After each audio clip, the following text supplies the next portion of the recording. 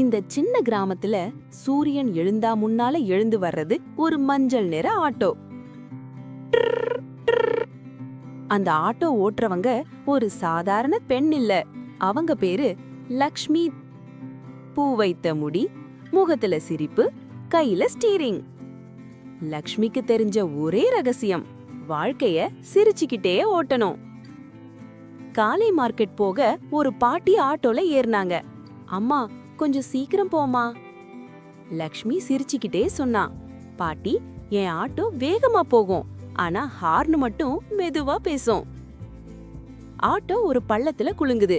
பாட்டி பயப்படுறாங்க. பயப்படாதீங்க பாட்டி. பாட்டி சிரிச்சாங்க.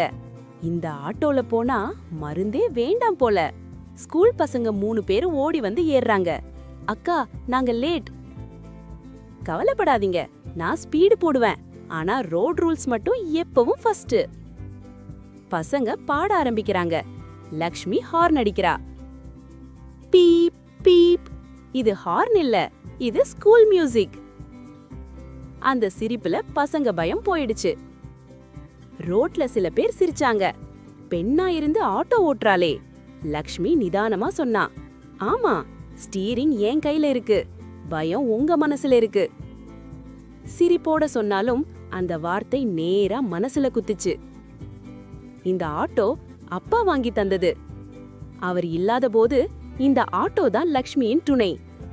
அம்மா கவலையோட சொன்னாங்க, மகளே, மக்கள் பேசுவாங்க.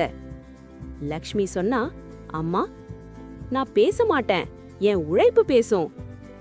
மழை நாள், ரோட்ல ஒரு கர்ப்பிணி பெண் தவிக்கிறாங்க. லக்ஷ்மி உடனே ஆட்டோ நிறுத்தினா. ஏறுங்க அக்கா, காசு பற்றி நினைக்காதீங்க. ஒரு தேவதையே ஓடினது. அடுத்த நாள் கிராம மக்கள் எல்லாம் கூடினாங்க. மாலை போட்டாங்க. ஒரு பெரியவர் சொன்னார், இவள் ஆட்டோ ஓட்டல, நம்பிக்கையே ஓட்டுறா. லக்ஷ்மியின் கண்ல கண்ணீரும் சிரிப்பும் ஒன்றா வந்தது.